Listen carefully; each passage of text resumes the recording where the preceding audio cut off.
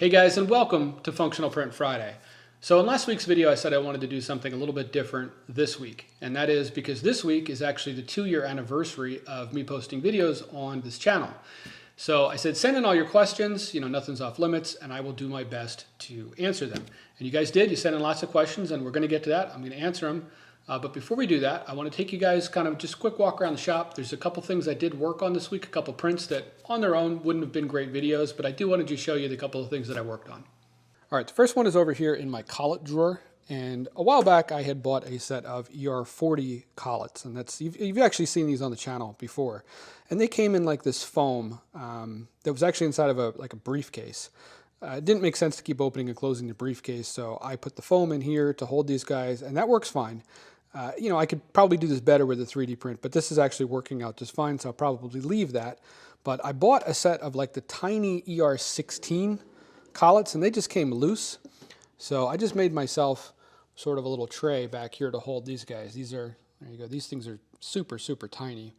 And, having them just loose in something, it'd be really tough to find the right size. I think there is 1 through 10 millimeter here, if I'm not mistaken. So, and they're pretty close. Like if you're trying to find this one, it looks pretty close to this one, and honestly doesn't look that far off from this one either. So this makes it really easy to just hold these guys, including the little adapter here and collet nut. So that worked out great for that, and I sized it to kind of scrunch also the foam here in the front for the larger collets, and the foam that I cut out over here for these collet blocks. So, all right, let's go take a look at the next one. Oh, by the way, I'll post all the STLs for these in the usual place. So if you happen to have a 10-piece set of ER16 collets and you want that, that'll be available. In fact, everything we talk about in today's video, as well as any of the other videos I've done, I always give away all the STLs for free. All right, the second one was actually a work holding issue on the lathe. I wanted to be able to hold this small latching switch to machine off the back of it so I could get at the inside, and that's already been done. That's why I don't see anything back here. But I couldn't figure out how to hold it at first because it's got this lip on the front, where you drop this guy into like a panel mount and then a nut goes on from the back. But that also makes it really hard to hold this. I would either need like some sort of tiny chuck that only grips on the threaded portion, or a way to space this guy out to still be able to grab on this threaded surface without interfering with the larger OD of the top, because it's all one piece. It's all one machine piece. The thread's down here in this cap at the top. And what I've seen people do for stuff like this is just take like a piece of pipe or wrap a piece of aluminum around it with a slit so that it all still grips nice and tight in a collet. And I thought, I wonder if I could do that with a 3D print. So I whipped up this guy. I designed this with the same OD as the threads, and then the inside diameter, the same diameter as the OD on these threads, and then I made the outside diameter of my adapter piece a little bit bigger than the step here on the switch. And then once it was done printing, I'd actually recommend doing it this way. Yeah, I could have modeled a gap in this, but then you'd have all those starts and stops in the G-code, which I think would lend itself to a messier print that wouldn't run as concentric. I printed it as a ring, and then I just went up to the bandsaw and I cut this slit in it. And now this guy slips right over this, and when you put this in the collet, that slit will close up and it pinches it really tight. And this guy actually ran with just this. I mean, this was like a quick, I think 0.2 millimeter layer height print. This is like a, probably a 1.5 minute print. I didn't do it at a really slow setting or anything. I kicked it out as quick as I could. And it still ran concentric within, I think, 1.5 thou, which was better than I was expecting. So I'll probably use that trick again.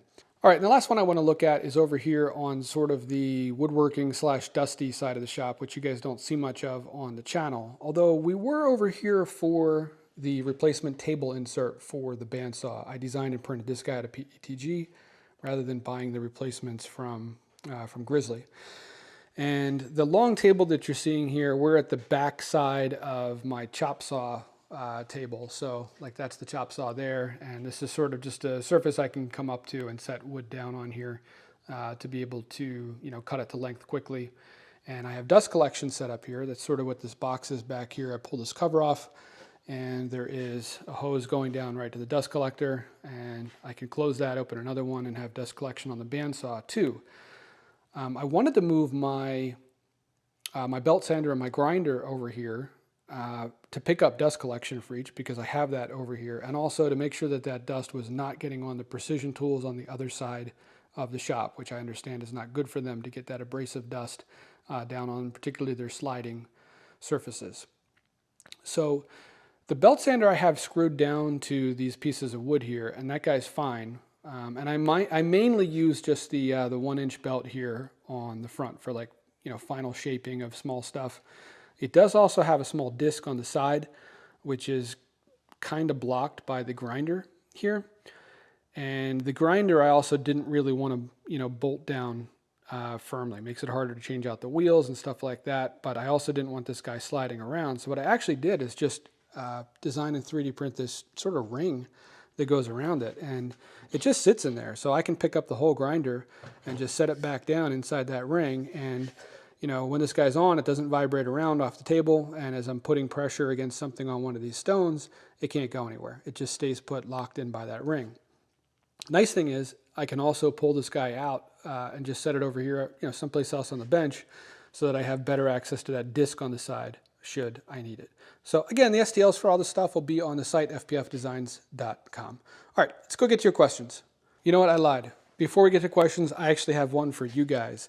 So I would also like to have dust collection on the bench grinder. Now, there are no holes or anything in any of the guards on this for dust collection. The dust always seems to end up in front of the grinder anyway. So I'm thinking about just having something with a large intake on the front that maybe runs over to this box here, since this already is hooked up to the dust collection system. Maybe have like a piece of PVC pipe coming across and then hitting like sort of a dust collection box with an open top that I can have a lid on it, so that I'm not drawing air in there when I'm using the chop saw or the belt sander. But if you guys have implemented anything for dust collection on a grinder and it's worked well for you, let me know. I did come across a couple of models, one that might even fit this machine, that was like a weird system of pieces that came up underneath from both sides that connected to a pipe in the back. And I think that's a better fit for connecting to like a small vacuum instead of a dust collection system, because anytime you get really to like a really small diameter on your pickup lines, you just don't move enough air through them. And the commercial solutions that I've seen tend to just have a really big air pickup in the front. In fact, there's actually a base that I found that you mount your grinder on top of that just has two huge intakes in the front next to both of the, in front of both of the wheels, and presumably is kind of like, probably just one of these guys in the base that just constantly has a huge amount of downdraft and sucks that stuff into a filter. But if any of you guys have implemented dust collection on a low, it's not pressure, not low pressure, low suction level, low vacuum level dust collection system, but that is high volume, which is what this is, and it's worked for you, I'd be really interested in hearing about it. All right, so here is all the comments from last week's video, and I'm sure they're not all questions, but we can just fish through these quick and try and find the ones that are. So the first one I see here is from Reston Pizza. What do you do for your day job? You seem experienced with CAD and machining. Is it along those same lines of work?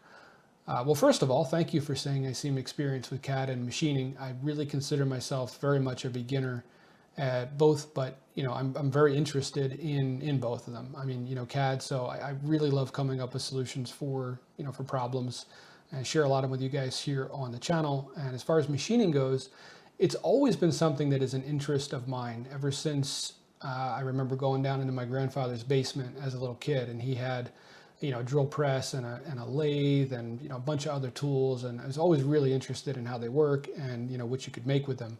But it wasn't until recently that I actually started acquiring some machines of my own. I picked up a milling machine and a lathe, and then it just sort of snowballs from there with the amount of tools that you have to purchase to be able to actually use that stuff.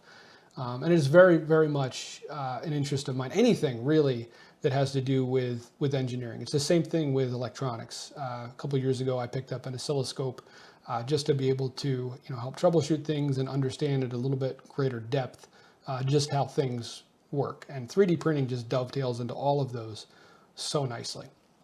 But back to the question, what do I do for my day job? So yeah, I mean, I'm sure it's not a shocker to anybody on here. This YouTube channel does not, support even buying the filament that I use for for the prints that I share with you guys. So I do have a day job, my day job is I work for one of the largest data center and cloud hosting companies in the United States. I lead a team of engineers that comes up with solutions and the necessary bits and bobs for customers to be able to actually move forward with doing a project with us. It's super fun. I work with a bunch of really smart guys, and I love doing it. Okay, so the next question in here is from Glenn, and he asks basically, have I done any experimentation to determine which is the best filament for tooling parts such as this? He agrees that PLA is actually quite strong, but for something like this, is there a better choice, or is that just not necessary? So great question. It's a tough one. So the video here in question, if you didn't see it, it was a quick change tool post indicator holder that locks in on a set of dovetails, and there's a tremendous amount of force that pulls that guy sort of into position against the flats on the back of the tool holder. A lot higher than I realized. When I looked it up, I think I put it up on the screen in last week's video. It's like 20,000 pounds per square inch of force that pulls that guy in. The reality is I don't think there's any filament that we would make this out of that is going to be strong enough to resist that force. I think it's going to flex no matter what. So I chose PLA because it is fairly rigid, and I want this thing to keep its shape, but will also tolerate being bent, a good bit, without actually weakening it or pulling the part apart. So I guess sort of two answers to your question. For this specific project, no, I think PLA was probably the right choice for it. It's not abrasive, because we are making contact on precision surfaces on the tool post, and it is strong enough. For other projects, I think the answer is yes. There are other choices that would have potentially been better. Carbon fiber reinforced nylon comes to mind as probably one of the better choices. The big downside of those other materials is cost. And, I get that you don't necessarily have to prototype in those materials. You just go with your final print. But I always try and use the filament that is going to be good enough for the job without going overkill. And I can already hear you guys down in the comments that, some of the prints I've done have way more infill and walls than I probably need. So I could probably spend less even on the filament that I'm choosing to use. But yeah, I don't generally look for special materials unless I think I really need them for the project. I actually have one coming up that'll be done in ABS because it's a part for a car that I know is going to need to be able to hold up to high heat in a parked car, and then also still take a fair amount of abuse. It's going to have to hold a fair amount of torque when it gets used in that hot car. So watch for that one coming up. It's actually one that I started on probably 2 months ago at this point that I just need to buckle down and finish up. Okay, so the next question in here is also from Glenn. Looks like he sent a couple in, which is awesome. Thank you, Glenn. And he asks, in the slicer under the prepare tab, there's some system presets for different layer heights. Do you have any guidance on those choices relative to the strengths of your engineering type prints? So, the community is really divided on this. I think the thing that makes prints strong is good layer bond between the layers. In my experience, I've had the best layer bond with going slow with short layer heights. So if I have the time and I want the absolute maximum strength, I'm going to go with probably a 0.1 millimeter layer height. I'm going to print slow, and I'm going to do a lot of walls. Now, that print might take between all of the walls in that print and the layer height, and then going slow, the print might take 10 times as long to print as if I just kicked it out with the default profile for a 0.2 millimeter height print. But it's also going to be really strong for a couple of reasons. Number one, the number of walls is obvious, right? The more outer walls you have in the print, generally the stronger it's going to be. Now, not necessarily in every direction. You do have to think about what the forces are going to be on the part. And that's where infill comes into play. And be careful what choices you make there as well. And I might even do a video coming up on some tests with different layer heights, different numbers of walls in the prints, and infill. I found that there's no universal answer, just best sort of guidance that will work on most prints. And that would be go slow, go with a lower layer height. And the reason, by the way, that I think a lower layer height is stronger is because if you're only putting down a 0.1 millimeter layer height and you're going slow, you give that material that you're putting down time to warm up the layer beneath it, and you get a better bond. Again, in my opinion, that's not going to hold universally true in every scenario, depending on the nozzle that you have, the nozzle size you have, depending on what slow is to you. You might still be going too fast, or maybe you're even going too slow. Who knows? The nice thing is the presets in modern slicers are so much better than they used to be. When I got into 3D printing, I actually used Simplify 3D because the options were so limited in the freely available slicers. I couldn't do what I wanted with them. And I spent weeks working on profiles for my first printer that would reliably work and reliably give me strong prints.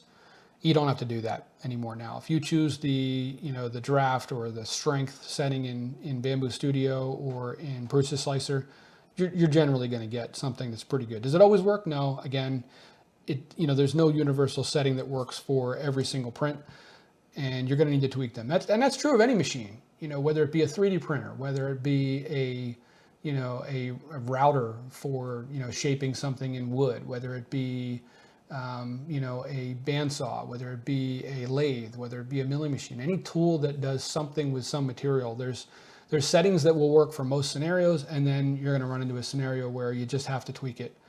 And it's not necessarily a shortcoming of the process. It's just the reality of working with different materials and having to adjust your settings, your inputs, what you're doing to that material with a tool for some specific use cases.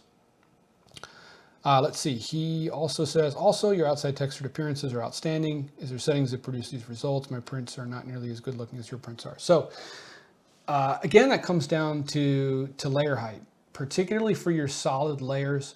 The thinner the amount of material that you're putting down is, generally the better the nozzle is going to do at spreading it out, and giving you a nice smooth surface on the top or the sides of the print.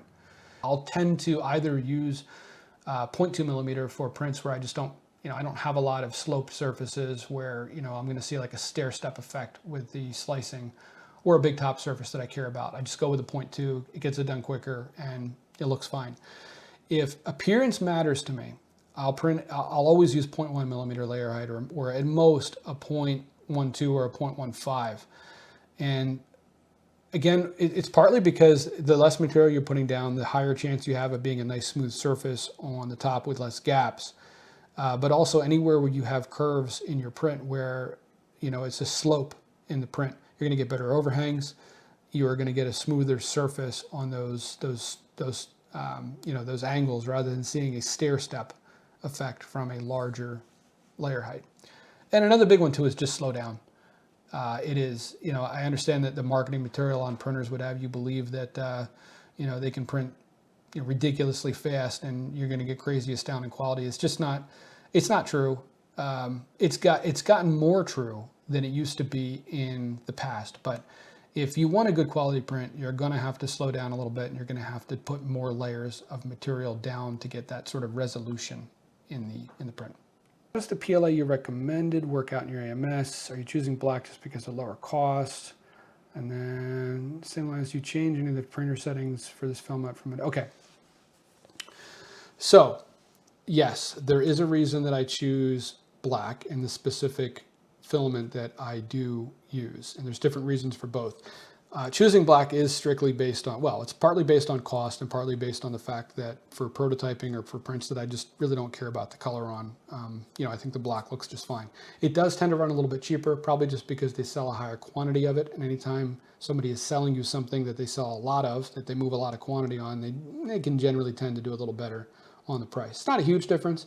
I think I pay about 14 bucks a roll for the Sunlu Black PLA, which is the PLA that I'm recommending in my videos, or that you guys see me using. I don't have any partnership with Sunlu. It's not like they're paying me to promote their material or anything like that. I choose it simply based on cost, quality, and the big one is that it works in the AMS. They use like a nice plastic reel for their filament that doesn't leave any dust and does not get caught or have any problems feeding in the Bambu Lab AMS. They also, the other big one is the end of their reels, they trim the filament as such that it doesn't get like stuck. So when you run out of filament, if you're using a filament where they've tucked the end of the roll like and bent it back in such a fashion that you can't get it out, like if you've ever unrolled all of the filament on a roll and then pulled on it, gave it a good yank and it's still stuck on there, that also means your printer's not going to be able to pull it off that reel either, and you end up with a situation where sometimes the filament might even break in it trying to pull it through, or it chews through, like the feeders will chew it up, and you'll end up with a bunch of dust in there and it'll be stuck and you have to take it apart. I hate that. Sunlu tends to cut the end of their roll off in such a fashion that when you get to the end of the roll, it just pulls the last bit of filament all the way through, and the machine tells me it's out, and I just go put another roll in. It just works. And second part of that question, do I adjust any of the settings? No, I don't think I have.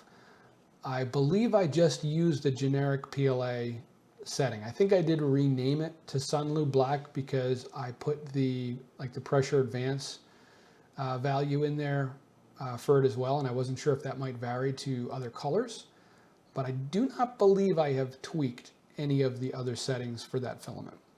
Oh, we did miss one from Glenn. He's got one more question in here. Can you elaborate just a bit on how you print the white lettering on the bottom layer? Do you model the lettering with a part, or do you put the lettering on in the Bambu Studio slicer? And what type of build plate are you using to get that very nice texture on the bottom side? So, I don't think there's anything wrong with doing the lettering right in Bambu Studio, the slicer itself, or Prusa slicer for that matter, if you're using Prusa slicer. The downside to that is it's very limited in how it lets you place the text. I generally model the text as a separate component in the model and then export it as a separate STL and bring them in together and then just set the color for the lettering. And I will actually often tweak the settings in the slicer, in fact, so that it prints the outline first. So if I have, let's say I have just a square block with with inset lettering on it, I'll have it print that square block with the sort of the negative space for that lettering first. So when the printer comes back and fills in the different color for the lettering after the color change, it has sort of a boundary to stop it. I find you just get a sharper text in doing it that way. If you don't do that, it's not a huge difference, but the smaller you go with the font size, the more of a difference it makes, and the cleaner the appearance will be if you have it print sort of the outline or the negative space where the lettering is going to be first. As far as what build plate I use just the standard PEI plate from Bambu Labs. Now, I think there's been a couple different versions of that plate. Both of the ones I have are the gold, like the newer gold color PEI plates, and I am very happy with them. And next question here is from Larry Budd. He says, how in the world do you not have more subscribers? This is a solid presentation, and I can't believe how many videos you have. First of all, Larry, thank you so much. That's super kind of you to say. I think there's a couple of reasons why. And probably the biggest one is I haven't been doing this that long. Like I said, this is the 2-year anniversary of the channel, which might sound like a long time, but if you look at some of the channels that have tons and tons of subscriptions, most of them, and you look back through their video catalog, they've been making videos for a long time. They were trucking along making a video, once or twice a week, probably way before you started watching their channel. Now, there are some exceptions. There's some newer channels that have tons and tons of subscribers. And I don't know, maybe they've just unlocked the secrets of, how to get YouTube to suggest your videos more frequently. There are a number of things I know I probably could do to drive more traffic to these videos, like even be way more crazy over the top with the clickbait titles and thumbnails, which I just hate. I didn't used to do anything clickbaity or even put text on them at all. And, I tried it one time and I was like, wow, yeah, okay. So I don't want to go full clickbait, but if you put some text on there and you pose a problem or ask a question or, have something that draws people attention, you will get more clicks. That's just how it works. The other one is I don't produce content that is targeted towards a wide group of people. I'm not trying to please everyone. I'm You know, these videos are for you guys, you know, the ones that are watching this channel, the ones that are into engineering, functional prints, that want to understand, you know, how, you know, sort of how to go about, you know, making stuff better, how to, you know, design parts for stuff.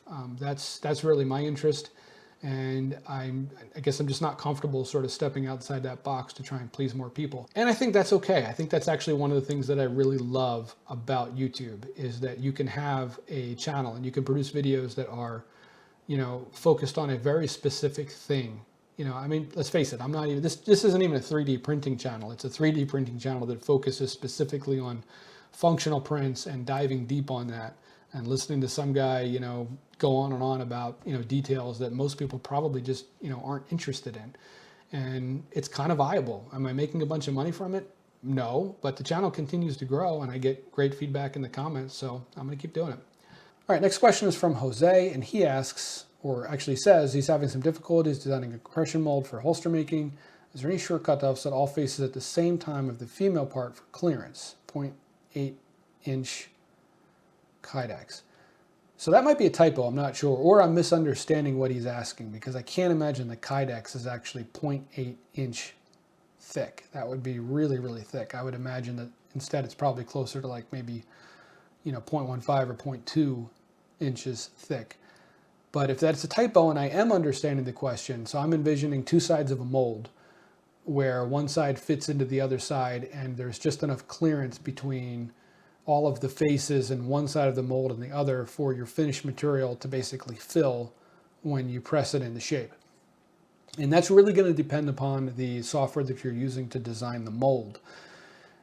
If I was going to whip this up quickly in SketchUp, I would probably draw one side of the mold, copy it and invert it as the other side of the mold, and then use the inset tool and the push-pull tool to give me the clearance I needed on all of those faces, or even just the push-pull tool actually would probably get it done, unless it was a crazy complicated mold shape.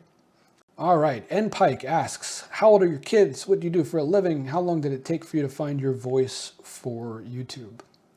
So my kids range in age from teenagers up into their 20s. We talked about what I did for a living in YouTube voice. You know, it's funny. I'll take that as a compliment. I'm assuming you must think I have like a well-developed YouTube voice. I hate listening to my voice in these videos. It just never sounds right to me. And sometimes I do way more takes than you would probably imagine for, you know, the simplest of things in these videos. Sometimes I just can't get it together. But thank you. All right, we're getting down towards the bottom here. Generous, probably butchering that. What other creators do you enjoy watching? Great question. I actually watch a fair amount of YouTube, so I'd love to share with you guys some other folks that I watch. All right, let's take a look at the 3D printing focused ones first, because it's actually not the majority of what I watch on YouTube, but there are some 3D printing focused channels that I do enjoy. First one is Nathan Builds Robots. His channel's not real big, so if you haven't come across it before, give it a look.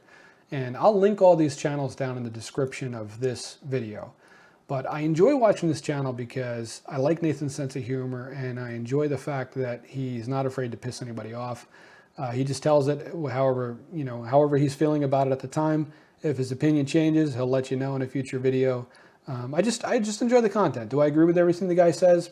You know, no, but that's probably true of any channel that I watch. You know, this is one, if he puts out a video, there's a good chance I'm going to check it out. All right, next one is CNC Kitchen. I've been a subscriber of Stefan's channel for a long time. I really enjoyed the videos that he puts out and the reviews that he does, and, you know, talking about the engineering behind, you know, why things are a certain way or why things, you know, could be better if someone focused on this area. If you don't already subscribe to Stefan's channel, CNC Kitchen, go check that out.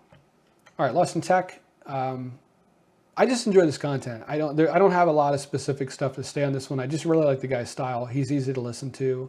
I enjoy most of the stuff that he puts out. Again, this is another one of those channels where if there's a new video out, there's a good chance that I'm probably going to check it out. All right, and the last one that is 3D printing focused is The Edge of Tech. I think Jim's a real stand-up guy. I really enjoy his content. He's also not afraid to tell it as he sees it, and he just seems very straightforward. I enjoy getting his insight on stuff. So another one, if you haven't checked out this channel already, go check it out. All right, the rest of these channels are not directly related to 3D printing. Some of them are engineering related, but not all of them.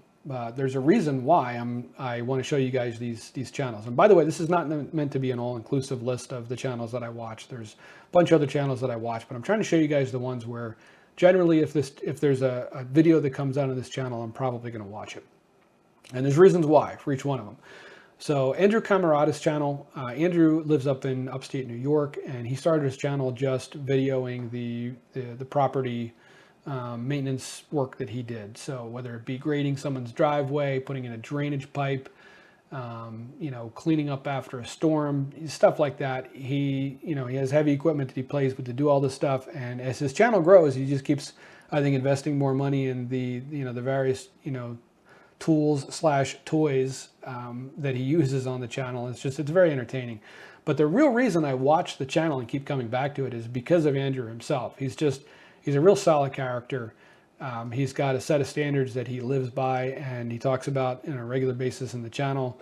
A common quote is, "It broke for no reason." And usually the reason is he's beating the crap out of it, but not in a way that you wouldn't expect to be able to use that thing for.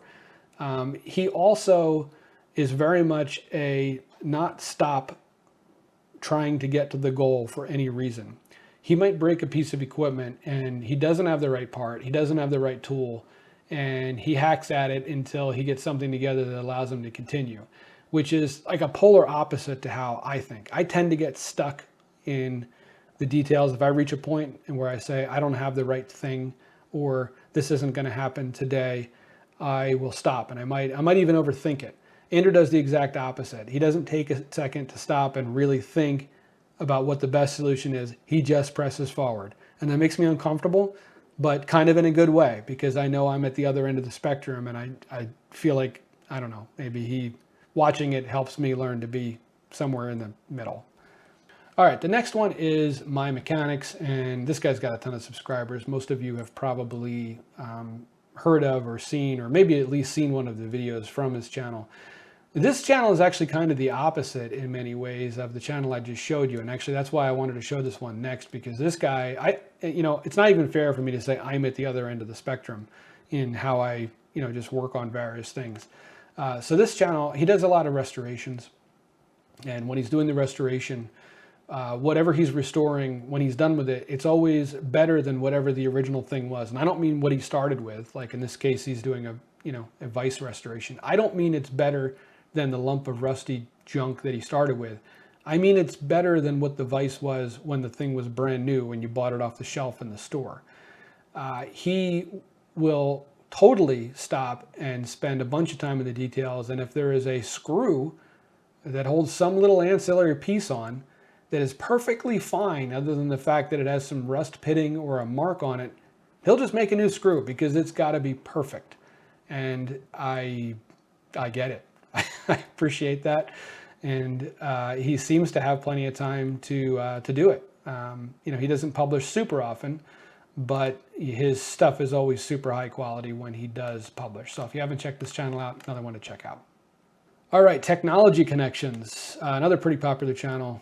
Hoping that at least some of these you guys are already subscribed to and are going, yes, exactly. This guy just dives into the details of all sorts of stuff and tries to leave no stone unturned. Like his most recent video was, what's the deal with the popcorn button? Because popcorn bags say don't use the popcorn button, and microwaves all seem to be coming with a popcorn button. If you just said to yourself, that sounds like the most boring video ever, then don't go to this channel and watch it, because you're probably not going to be entertained. But if you're like me and that also makes you scratch your head and you want to understand why that is, and then see him test the popcorn button on a bunch of different microwaves and, try and understand why these two things seem to be against each other, well, then go check out this channel because you'll probably enjoy it. All right, the next one here is Joe Pye, and this is a machining channel. It's mostly lathe and millwork, and this guy's just a natural educator. He's just super good at explaining how he does something and why he does it. I don't know if he was an educator in a past life or it was just always the guy that worked with the apprentices in a shop. I don't know, but if you want to learn some basic things about machining, go check out his channel. Some of them are like project work that he does, and probably not the best fit for somebody that is new to machining. But if you scroll through, he's got a ton of instructional stuff in here that is just, it's a gold mine. All right, the next one up is Project Farm, and don't get turned off by the word farm because he doesn't do any farming on this channel. He does comparisons of products. It's exactly what the thumbnails would have you to believe. What's the best flex head ratchet? Is the fake steel chainsaw better than the real one? He answers all these questions in the videos, but what I really like about this channel is just the fact that it exists. If you go back to before people started taking apart tools and doing comparisons on YouTube, I don't know, maybe like Consumer Reports or something was one of the few places that would really dig in on lots of different tools and items and compare them. And it's not just that helps you as the consumer figure out which is the one you actually want to buy. I love that it puts pressure on all of the manufacturers. I love that at some point in time in the design process, an engineer turns to another one and says to the marketing guy, someone's going to take this apart, and if it's crap, they're going to be telling everyone it's crap. I love that. I genuinely think that products have at least somewhat improved, particularly in the areas where there's a lot of focus on taking them apart and seeing how they work. I don't know, maybe that's utopian of me to think that, but I genuinely think that we have seen improvements in products due to just people taking them apart and testing them against each other on these channels. All right, next one up is Cutting Edge Engineering Australia, or just CEE. And this is another machining channel, but it's one that I really don't feel like you need to be into machining to watch. Curtis is just another great stand-up guy. All of the video, I believe, is actually taken by his wife. And so you always have sort of that right angle. I always feel like you have the angle in the shot that is, if you were there watching him, that's where you'd want to be. That's where you'd be standing. It's not where the tripod fit. It's where you'd want to be standing to actually see what he's trying to do and following him around. Great channel to watch. Highly recommend it if you haven't checked it out before. And this is another one where his subscriber count is growing. I can only imagine it's going to get a lot bigger than this, but maybe you guys are already subscribed, but if you're not, go check it out. All right, next up is This Old Tony. This is another one that is, well, actually, this isn't really a machining channel. It's kind of, I would say it's a general engineering / shop channel that does a lot with machining and welding. But it's another one that you don't have to be really into machining and welding, at least in my opinion, to watch. Tony's just, again, super entertaining character, which is really, I think, a theme, in these channels is it's not so much the content. The content has to be good enough. The quality of the video has to be good enough. What they're covering has to be good enough. But what makes it watchable is just the individual that's putting it on, the quality in which they present the material, their little offhand sort of sense of humor and jokes. That's the stuff that I would say really keeps me interested in coming back to most of these channels. All right, next up is Marty T, and he is out of New Zealand, and I'm not really sure how to describe his channel. It is everything from building stuff to solve a problem to repairing junk that he got real cheap that should probably be in a junkyard, but he gets it going again and uses it to do something, to kind of instructional stuff. His channel gained, I think, popularity early on because he's got a stream that runs on his property that he set up a hydroelectric rig on with, I think, like a turbine out of I think he made the turbine and the motors out of a washing machine. He's got a whole video series on that, but just really, really entertaining guy. Great channel, and it's New Zealand, so the views are always beautiful. Another channel to check out. All right, the next one is The Post-Apocalyptic Inventor. And this guy's out of Germany, and a typical video on this channel is he goes to the junkyard, buys a bunch of stuff that he can make something else out of, and or that can be just fixed and used again, and then builds it. He also does some scratch builds, like he did a hydropower generator that I think he did. Some of the parts from this might be from the junkyard. But yeah, I mean, overall theme of the channel, I would say, is engineering and, well, post-apocalyptic, right? So he talks a lot about taking things that, a lot of people would look at them and say, it's lived its life, send it off to the scrapyard. And then he grabs it and repurposes it for something else, or, sometimes just fixes it. Really entertaining channel. Again, it's one of those, even if the subject matter doesn't sound super interesting to you, go check it out. You might find that you actually really enjoy the presentation style and just his take on things. All right, this is probably one of the most popular channels on the engineering side of things. And if you're not already subscribed to Stuff Made Here, just go stop watching my video right now and go check out his channel, because this is another one where I don't really know how to describe it. He comes up with solutions to problems that no one is really trying to solve, and solves them in a super entertaining and interesting way. Goes through all of the iterations, for how he gets from point A to point B. He does a lot of machining on the channel. He does 3D printing. He does some electronic stuff. Super entertaining. I would say just go watch one of his videos. If you're not instantly hooked, then I don't know what to say. But yeah, go check out Stuff Made Here. And last is Warped Perception.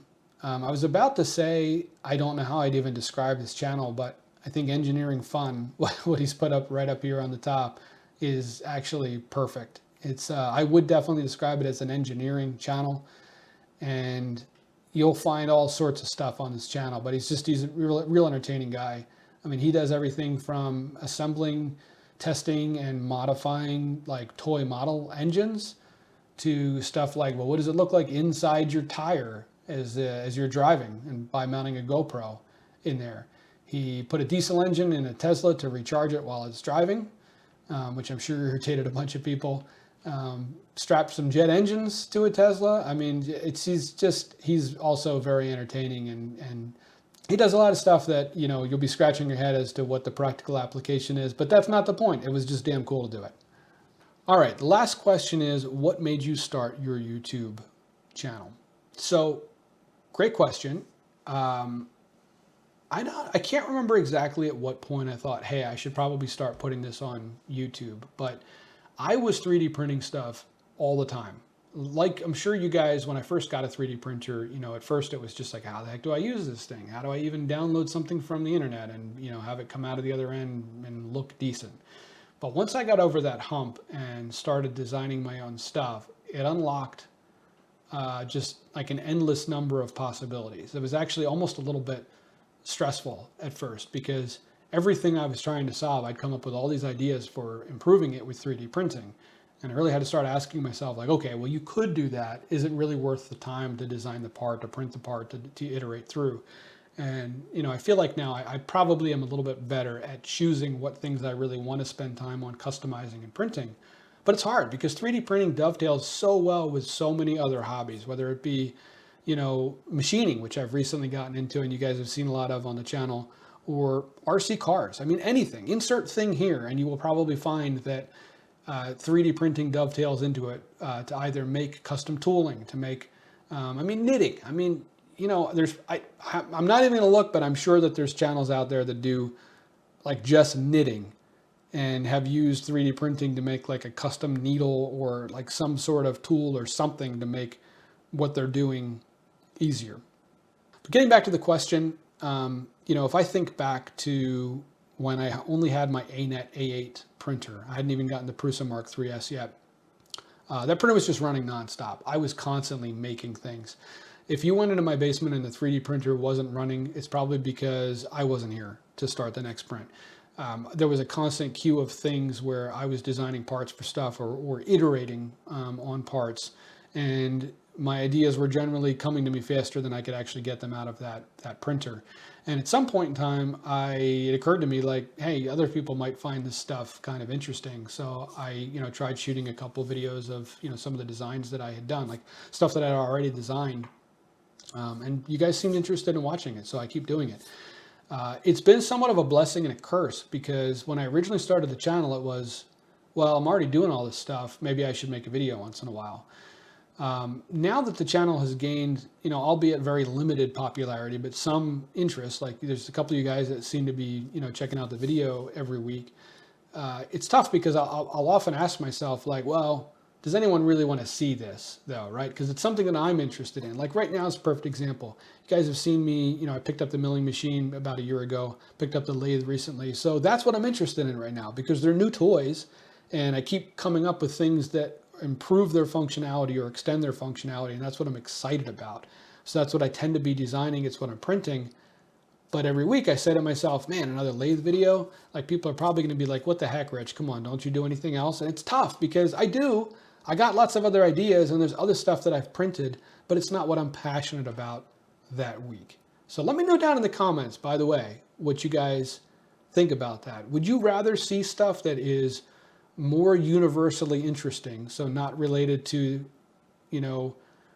maybe what topic we covered the week before, or are you more interested in seeing whatever I'm passionate about doing that week, even if it was kind of more of the same from what we did last week? Curious to hear from you guys, because I honestly think about that a lot as it hits, the middle of the week, and I think to myself, man, what am I doing in this week's video? A lot of times it's, well, I've got this that I'm working on, but I don't know if these guys are really going to want to see this or not. So let me know down in the comments.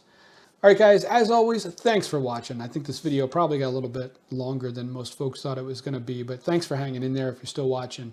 And if this is your first time on the channel, this is not the normal format for videos on here. Normally, I'll cover a functional print, a design that I've done in that last week that either solves a problem, adds functionality to something, or has something kind of in the middle. And I'll show you my design thoughts, the iteration that I went through to get to a finished working product, and I'll show you the thing actually working. If that sounds interesting to you, hit that subscribe button. And guys, if you do, I'll see you next Friday.